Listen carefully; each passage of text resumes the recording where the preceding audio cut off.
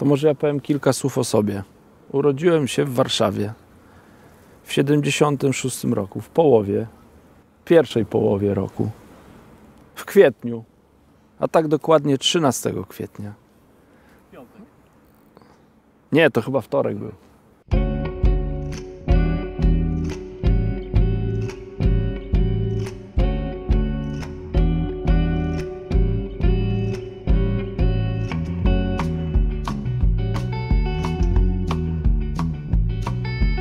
Cześć, z tej strony Adam Niemiec.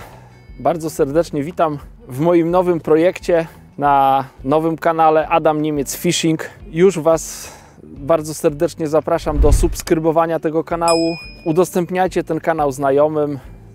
Ja się nie znam na tych YouTube'owych rzeczach, natomiast podobno ileś tam subskrypcji jest potrzebnych, żeby ten kanał jakoś lepiej funkcjonował, więc z góry dziękuję wszystkim, którzy będą subskrybować ten kanał. Jestem na nowym dla mnie łowisku, to jest Zalew Zębożycki w Lublinie. Wstępne informacje o tym łowisku przekazało mi kilku kolegów, więc bardzo im serdecznie za to dziękuję. Nie znam tego łowiska. Wiem, że łowi się mniej więcej około 30-35 metra. Będziemy łowić pewnie głównie leszczyki. Spróbuję Wam pokazać, jak podszedłem do dzisiejszego wędkowania i co z tego wynikło. Sam jestem ciekawy. Zapraszam na film.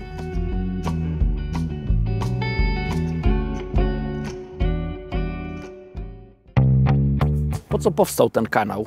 Na razie taką mam myśl, że chciałbym Was zaprosić do swojego wędkarskiego świata. Chciałbym pokazać, jak wyglądają moje wyprawy wędkarskie. Często jest tak, że z tych wypraw wracam niezadowolony. Przyczyny są różne.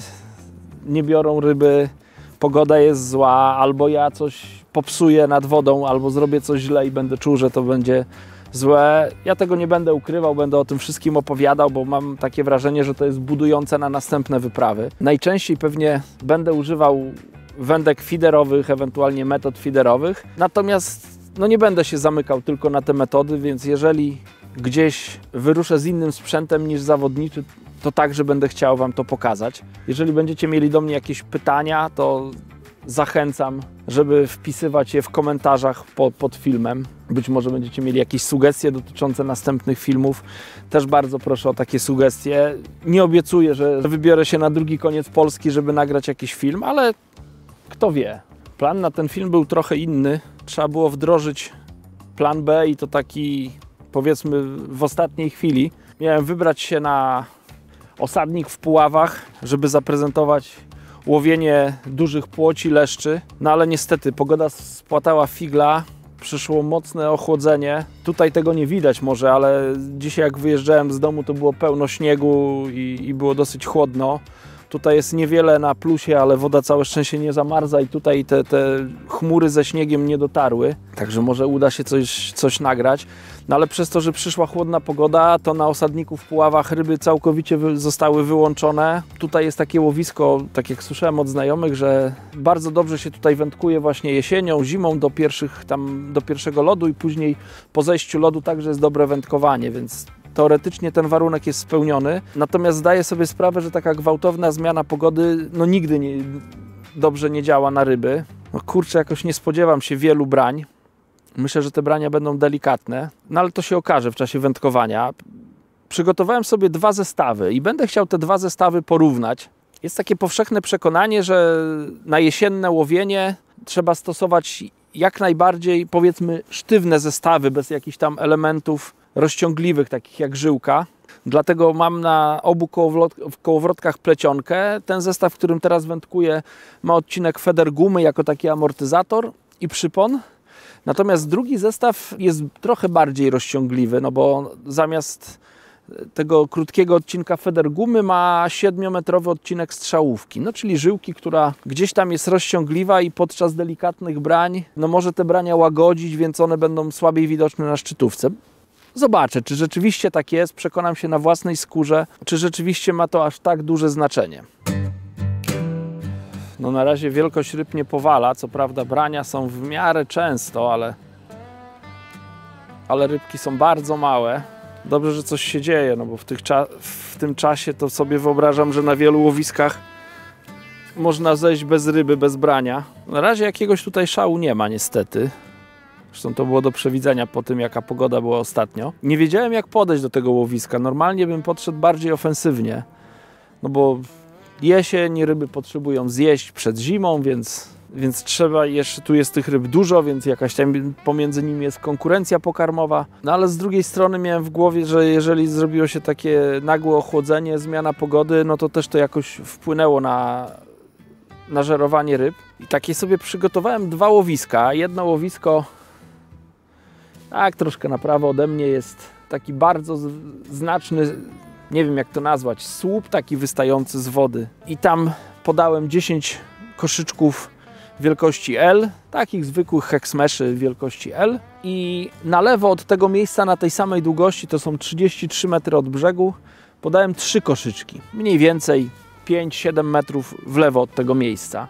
I chciałem zobaczyć, czy, no powiedzmy to bardziej ofensywnie zanęcone łowisko, gdzie podałem 10 koszyczków, będzie lepsze, czy może ryby jednak będą wolały ustawić się i będą łatwiejsze do złowienia w tym miejscu odsuniętym na lewo. Próbowałem na lewo, tam parę rybek złowiłem, teraz przeszedłem na prawo, w to bardziej mocniej zanęcone miejsce i to łowienie nie jest za dobre, więc się zastanawiam, czy nie cofnąć się w to skromniej zanęcone miejsce, zobaczyć, może tam jednak będzie łatwiej tą rybę złowić, mniej przynęt na dnie, więc jak tam parę ryb przypłynie, no to szybciej trafią na tą moją przynętę. Zwijałem zestaw, bo się nic nie działo i miałem wrażenie, że tak jakbym, nie wiem, czy trącił rybę, coś tam było, więc być może powinienem też kombinować z wielkością tej przynęty, może z wielkością haczyka. Jeszcze raz zarzucę w to miejsce.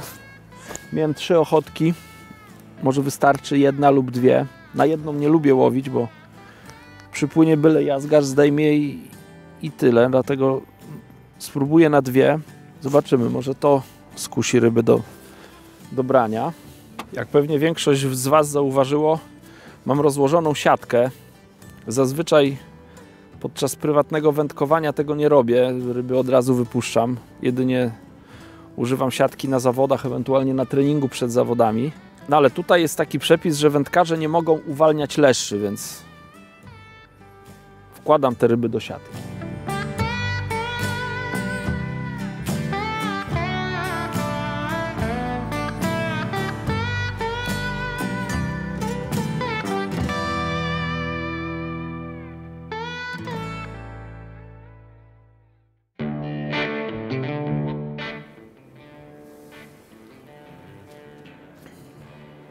Zmniejszyłem przynętę i nastąpiło branie, niecałe 3 minutki.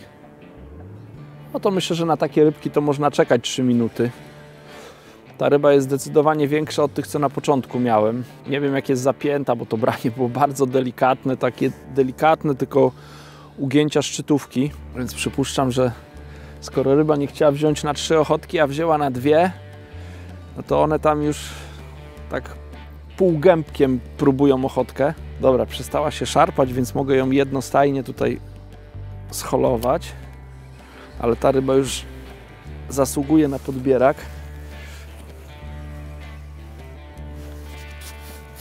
W ostatniej fazie nisko staram się trzymać wędkę, żeby ten leszcz jak najmniej po powierzchni skakał, bo właśnie w tym momencie najczęściej dochodzi do wypięcia ryby.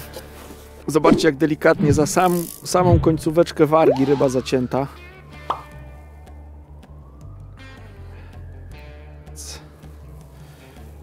Wyhaczam ją i do siatki. Niestety muszę ryby podczas wędkowania trzymać w siatce.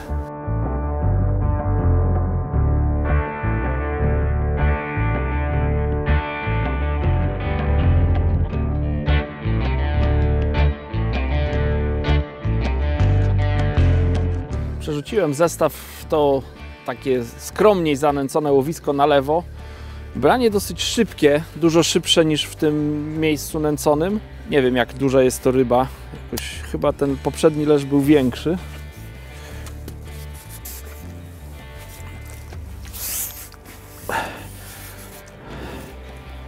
To nie jest jakiś olbrzym. Mam ze sobą tutaj na półce bocznej i zanętę, i glinę. Do nęcenia zrobiłem mieszankę, mniej więcej 2 części zanęty, 1 część gliny. W tym był jokers i kastery. I na początku jakieś brania były.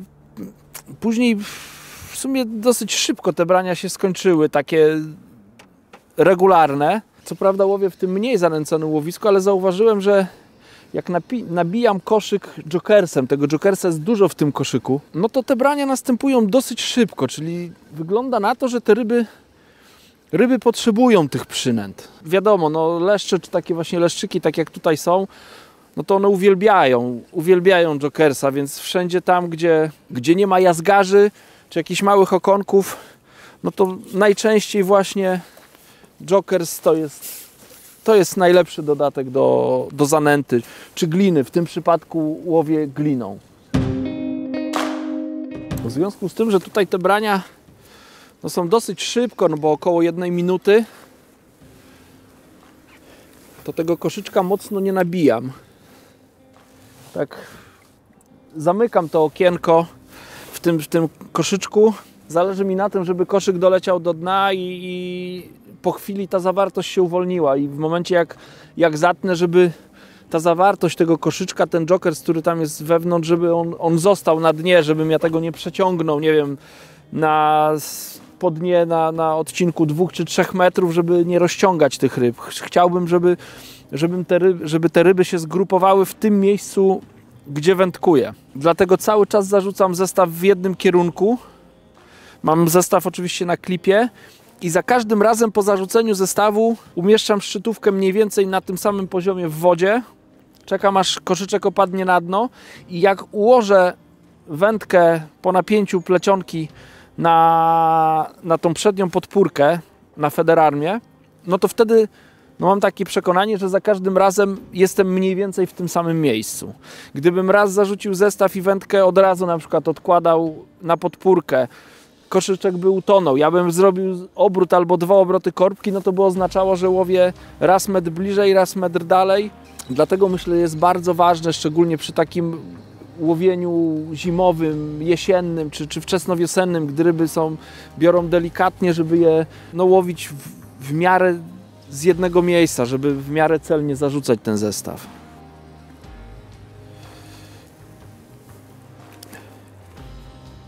No, takie typowo zawodnicze łowienie.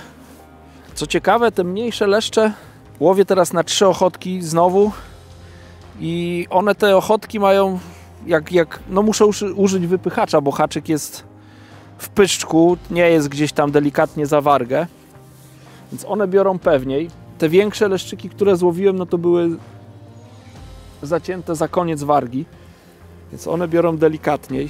Więc nie wiem, czy te rzadsze brania w tym łowisku takim mocniej zanęconym też nie wynika to też z tego, że tam się ustawiły te większe rybki, które pilnują tego miejsca, ale już tak chętnie nie biorą przynęty. Więc być może tam zastosuję w ogóle jeszcze delikatniejszy przypon, bo nieraz jest tak, że jeżeli ryby chcą brać na małą przynętę, no to też jest bardzo ważne, żeby tą przynętę podać w jak najbardziej naturalny sposób, czyli mały haczyk, który jest lżejszy od większego haczyka, cieńsza żyłka i tak dalej. Przyznam, że ja nie lubię łowić na bardzo cienkie żyłki, bardzo małe haczyki, no ale nieraz, gdy ryby nas do tego zmuszą, no to po prostu mam przygotowane te delikatne haczyki i je wykorzystuję. Brania są naprawdę bardzo delikatne i o ile jakbym łowił latem, to bym w ogóle nie podnosił wędki przy takich ruchach szczytówki. Natomiast teraz zauważyłem, że miałem jakieś delikatne wskazanie na szczytówce i chciałem przeczekać, powiedzmy, na takie pewne branie. No i to branie nie nastąpiło i wyciągnąłem takie obgryzione ochotki. I teraz zaciąłem rybę, która delikatnie tylko ugięła szczytówkę i jest zacięta ta rybka, więc widać, że te rybki delikatnie biorą, a łowię tym zestawem sztywniejszym, z krótkim odcinkiem federgumy, czyli jest bezpośrednio plecionka, federguma i przypon, nie ma tego długiego odcinka żyłki i te brania są delikatne. Sam jestem ciekawy, jak będzie się zachowywała szczytówka, gdy zmienię ten zestaw na zestaw ze strzałówką.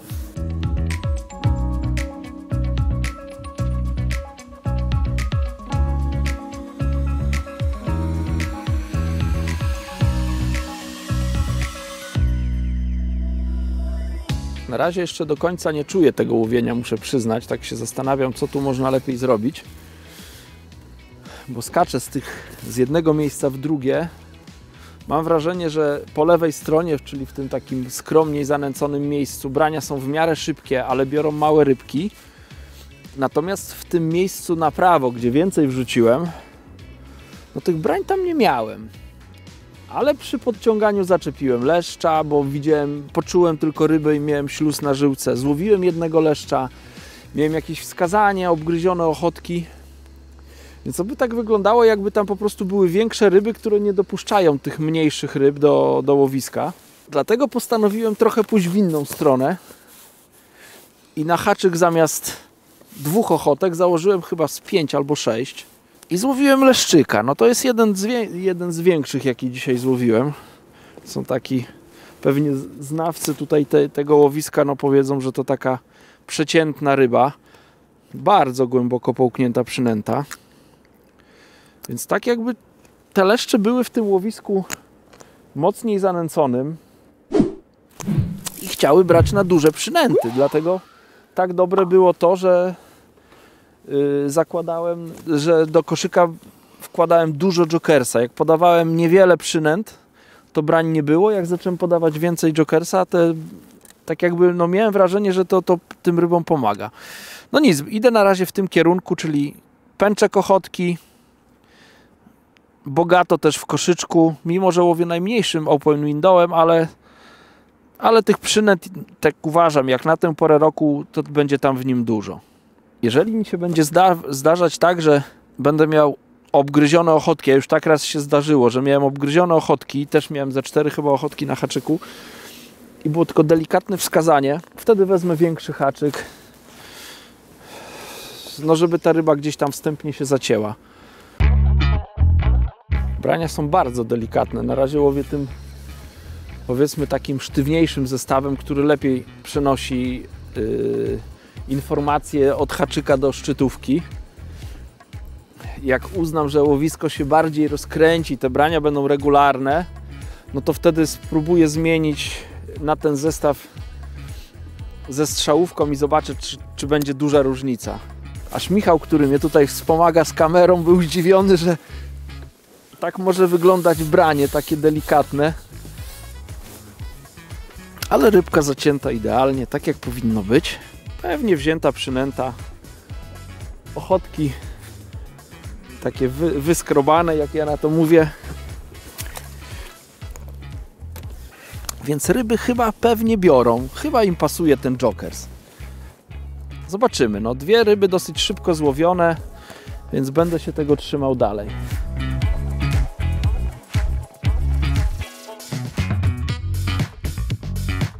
Brania są niesamowite, naprawdę. Wpatrywałem się w tą szczytówkę i się zastanawiałem, czy to jest branie, czy nie. I tak bardziej bez przekonania zaciąłem. Po prostu chciałem zobaczyć, czy się nie mylę. No i się nie myliłem. To było wskazanie i jest ryba. Strasznie delikatny. Pomimo tego, że przynęta jest bardzo duża. No bo teraz łowię na 5-6 ochotek. Ta przynęta jest duża. Ryby już są większe niż na początku, ale wskazania na szczytówce są bardzo delikatne. Pomimo tego, że ryba jest delikatnie zahaczona, nie łowię bardzo dużym haczykiem, to jest N20 numer 18, więc wygodniej mi jest użyć wypychacza do uwolnienia tej ryby. Taki leszczyk.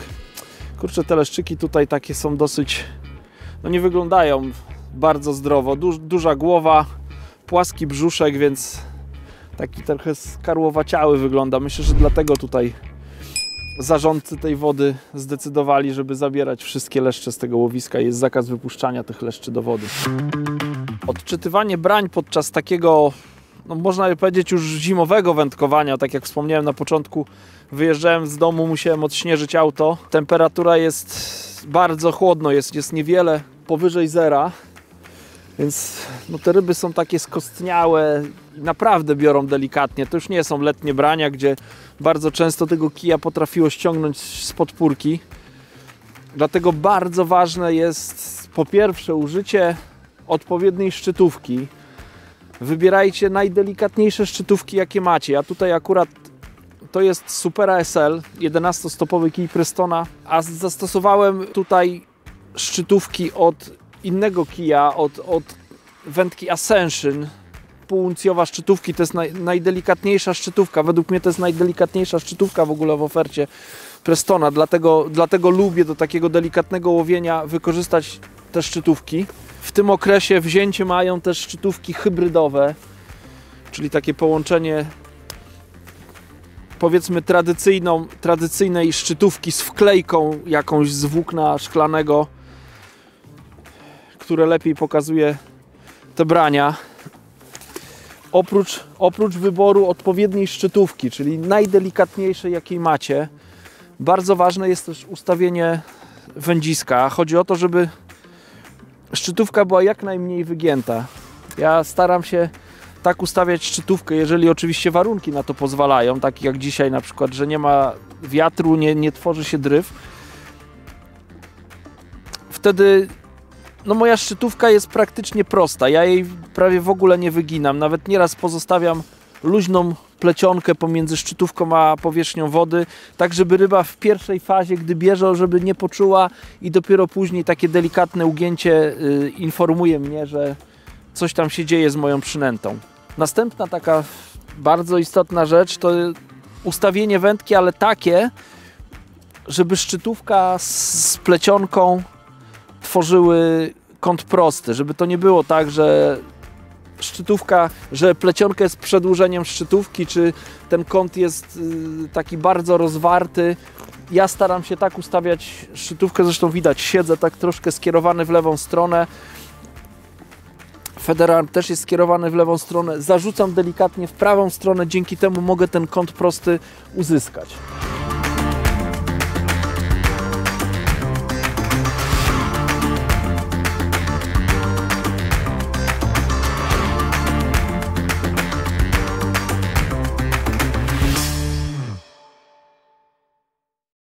Michał, jakbym gadał głupoty, to weźmy tam do pionu. Wspominałem o zestawach, może pokażę, jak buduję takie zestawy. Jeden zestaw to jest zestaw ze strzałówką. Jak widać, tu jest żyłka, na kołowrotku mam plecionkę, do niej jest dowiązana strzałówka 7 metrów z żyłki 0,28. Na strzałówkę zakładam to, co chcecie, możecie założyć albo krętlik z agrawką, albo jakiś federlink. Więc to zakładacie na żyłkę, później stops, krótka skrętka. Według mnie kiedyś używałem długich skrętek, teraz używam takich około 8-10 cm maksymalnie. Ta skrętka jest zakończona pętelką. Do pętelki mam przymocowany łącznik szybkiej wymiany przypon, więc taki, powiedziałbym, oldschoolowy, ale skuteczny, bo nie plączący się zestaw. Więc to jest mój jeden zestaw, to jest drugi zestaw. Tutaj już jest bezpośrednio plecionka, bez żadnej strzałówki. Na plecionkę krętlik z agrawką, czy co chcecie, federlink, jeśli używacie, to federlink. Ja akurat używam krótkiego federlinka. Tutaj jest gumowy stoperek. Do plecionki mam dowiązany taki odcinek feder gumy. To jest feder gumy o średnicy 0,6. To jest około, no myślę, że niecałe 30 cm tej feder gumy. 8 cm to jest skręcona feder guma, taka sztywniejsza. No i później prosty odcinek zakończony pętelką i do tej pętelki przymocowuję przypon. Dlaczego stosuję pętelkę? No bardzo łatwo oczywiście pętelka w pętelkę zamocować przypon, ale też zdarza się nieraz, że nie wiem, przy wymianie przyponu ta żyłka uszkodzi feder gumę albo przetnie i już mogłoby się wydawać, że nie ma do czego przymocować zestaw, ale są zawody, trzeba szybko działać, więc odcinam ten odcinek tej uszkodzonej pętelki, zostaje mi taki supełek i do tego supełka później, tak jak na szubieniczkę, montuję przypon i łowię dalej.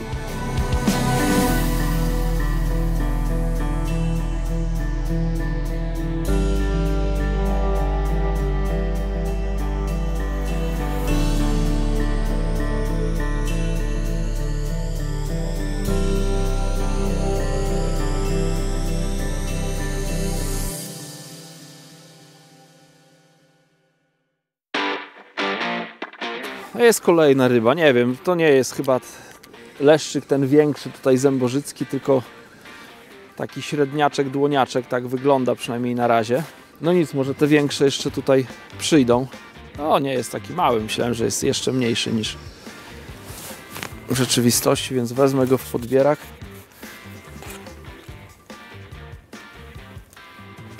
Taki mniej waleczny jakiś był. Być może część z wędkarzy, patrząc na no może i nie za wielkie ryby, sobie pomyśli, co ten facet w tym widzi. Ja to łowię dużo większe leszcze.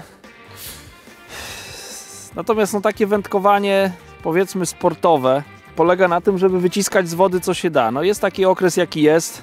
Ryby już słabo żerują, więc łowię to co woda daje. Jeszcze tutaj to łowisko no, obfituje powiedzmy w tej wielkości leszcze i mniejsze.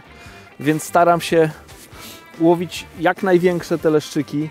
Jest zimno, więc brania są delikatne, ryby są chimeryczne. Dlatego takie łowienie, pomimo tego, że biorą te ryby nie jakieś tam olbrzymie, dla mnie jest bardzo satysfakcjonujące, no bo zdaję sobie sprawę, że no mam wpływ na to, żeby ta ryba mi wzięła. Myślę, że wielu wędkarzy, którzy by się nie przyłożyli do wędkowania, nie przerzucali często zestawu, nie zastanawiali się, co zrobić, albo co spowodowało, że ta ryba wzięła, albo dlaczego ta ryba nie bierze, no mieliby zdecydowanie mniej brań. Dlatego no, na rybach nie zawsze łowi się wielkie leszcze czy okazałe płocie. Nieraz satysfakcjonujące łowienie to jest właśnie łowienie takich leszczyków, przynajmniej dla mnie. Zdaję sobie też sprawę, że to wędkowanie jest takie satysfakcjonujące, no bo wyciągam rybę z wody, ale też no mam jakąś radość podczas holu, no bo używam wędki, która po zacięciu ma ładne ugięcie, ta ryba gdzieś tam pyskiem szarpie, więc wędka się ugina. Zdaję sobie sprawę, że gdybym miał jakąś sztywną pałę i nie czuł tej ryby podczas holu, no to może rzeczywiście to wędkowanie nie byłoby jakieś super ekstra. Brania są niesamowite. Kurczę, no łowię tak super delikatną szczytówką i prawie za każdym razem zastanawiam się, czy to jest branie, czy to nie jest branie. Już kolejna ryba, gdzie tak nie miałem pewności, ale chciałem sprawdzić. Okazało się, że jest i mam wrażenie, że im większy leszczyk, tym jest mniejsze wskazanie na szczytówce. Tak jakby mam prostą szczytówkę, praktycznie bez ugięcia i jak ona tylko delikatnie nabiera ugięcia, to jest dla mnie znak, że to jest branie i teraz będę już takie brania zacinał. Ta szczytówka nie wraca do poprzedniego ułożenia, ale też mocniej się nie wygina. To jest niesamowite. Czy te ryby czują opór?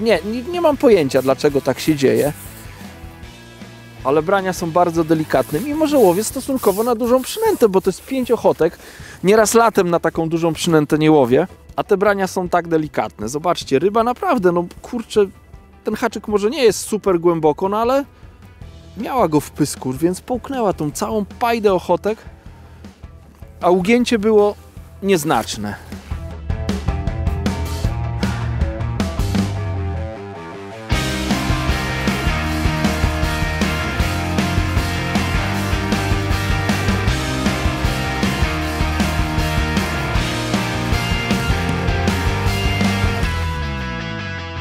Dobra, przyszedł czas sprawdzenia tej drugiej wędki. Normalnie bym pewnie wędkował dalej tamtym zestawem przez cały czas i się nie zastanawiał. No ale chciałem sprawdzić te zestawy, czy to rzeczywiście ma tak duże znaczenie, żeby łowić plecionką bezpośrednio. Biorę zestaw ze strzałówką i zobaczę, czy to będzie trochę łagodzić te i tak bardzo delikatne brania, czy może to spowoduje, że ten zestaw będzie taki bardziej miękki. No i ryba da się oszukać i nie będzie czuła oporu tak szybko i będą te brania wyraźniejsze. Zobaczę. Kiedyś jak zaczynałem łowić na feeder, to właśnie tego typu zestawami łowiłem i jakoś te ryby się łowiło, więc wędkarstwo poszło troszkę naprzód, ale ja wychodzę z założenia, że ryby nie czytają gazet, nie oglądają YouTube'a i nie wiedzą o tym, że się niektóre rzeczy zmieniły. Szczytówkę mam dokładnie taką samą, mimo że wziąłem inną wędkę, ta jest troszkę sztywniejsza, ale też w miarę miękka, Supera X, ale też szczytówka od wędki Ascension, pół uncji, mocna, taka bardzo mięciutka szczytówka, więc dokładnie te same szczytówki na obu wędziskach.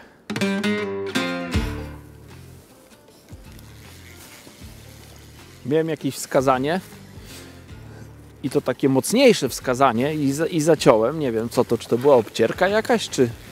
Nie wiem, zobaczymy po przynęcie, bo taka przynęta po wyciągnięciu też dużo mówi. No przynęta nie wygląda na zrujnowaną, więc jeszcze raz zarzucę zestaw. Co ciekawe, mam jakieś wskazania i to ta szczytówka trochę się mocniej wygina jak poprzednio, ale na razie pudłuje, więc nie wiem, czy to są obcierki. No nie, końcówka tej ochotek teraz jest na pewno pobierana była przez ryby. Więc jak na razie, no ten zestaw rzeczywiście jest mniej skuteczny. No bo nie wyciągam ryb, chociaż wskazania na szczytówce, muszę przyznać, są mocniejsze. Nie wiem, z czego to wynika. O, pogoda wraca do normy. Zaczęło mrzyć mocniej. Muszę się przyznać, chociaż rzadko mi się to zdarza, że jakoś z wielkim entuzjazmem nad wodę nie jechałem, bo pogoda rano była tragiczna. Teraz później się zrobiło troszkę lepiej, ale widzę, że teraz znowu zaczęło padać. No, musiał kurtkę przeciwdeszczową założyć. No nic, przy tym zestawie będę czekał chyba na pewniejsze branie, bo te takie szybkie ugięcia, o ile na tamtym zestawie, no to trzeba było to ciąć, bo to były ryby, to tutaj chyba muszę poczekać na pewne branie.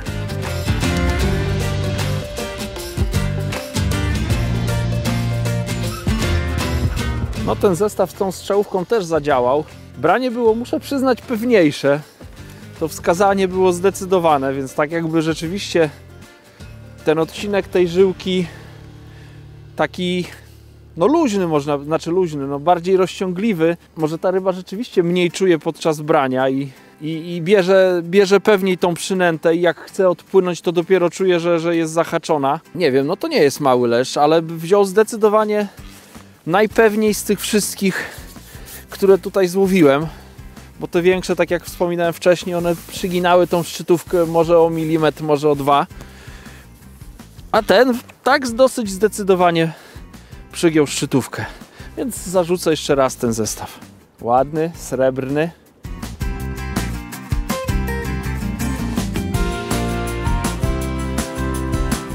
No tym razem byłem skuteczny. Bo da się łowić tym zestawem też ze strzałówką. 7 metrów żyłki jest, 33 metry od brzegu, co prawda większość jest plecionka, ale też te brania są widoczne. Nawet muszę chyba przyznać, że chyba tutaj są lepsze te wskazania niż tak na tym bezpośrednim w zestawie z federgumą. Jeżeli chcielibyście łowić tak naprawdę bardzo sztywnym zestawem, no to trzeba by było zamiast federgumy zastosować albo bezpośrednio skrętkę do plecionki, albo ja lubię tak na przykład łowić, zastosować taki powiedzmy metrowy odcinek żyłki, czyli taką strzałówkę metrową. Ta strzałówka to jest na tyle długa, żeby jej nie wciągać pomiędzy, żeby węzełka nie wciągać pomiędzy przelotki.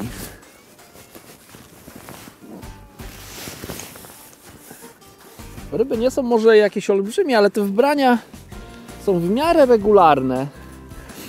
Więc jeżeli macie takie powiedzmy sportowe zacięcie, że musi się coś nad wodą dziać, chcecie wypracować każde branie, to polecam taki wypad na takie łowisko, gdzie są właśnie takie ryby. No bo o tej porze złowienie ich nie jest łatwe. Jak już się uda je przechytrzyć, no to jest duża satysfakcja. No jak już się uda Wam do tych ryb dopasować, no to tych ryb można złowić kilka ładnych kilogramów. Więc podczas takiego kilkugodzinnego łowienia cały czas coś się dzieje, cały czas głowa wędkarza pracuje i cały czas musimy się do tych ryb dopasować.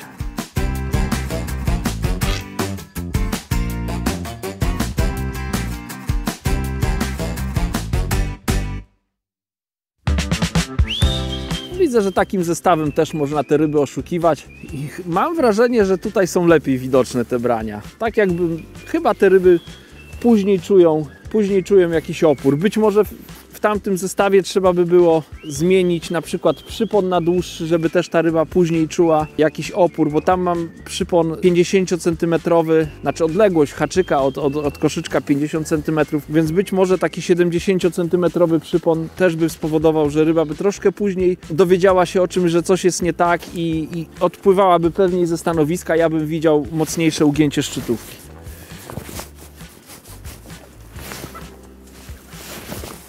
To już będzie ostatnia rybka, więc za chwilę zaprezentuję Wam swój połów. No i będę się z Wami żegnał.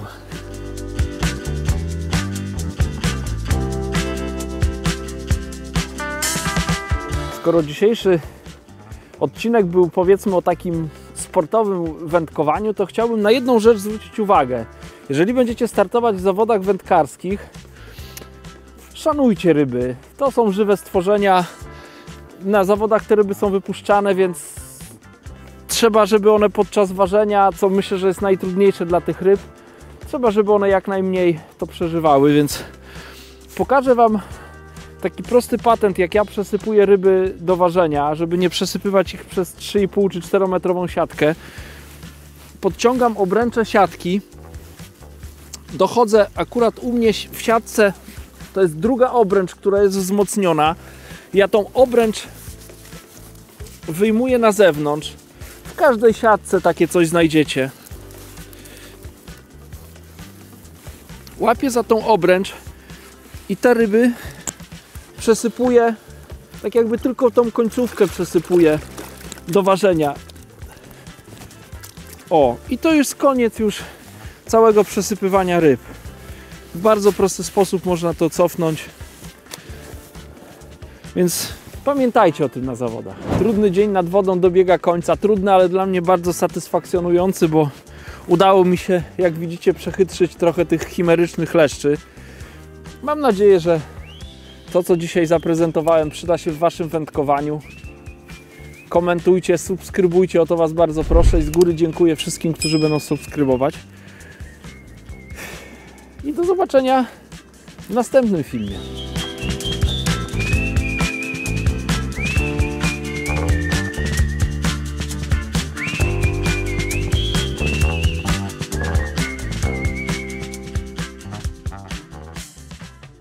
Powiem Ci, że ta kamizela to grzeje.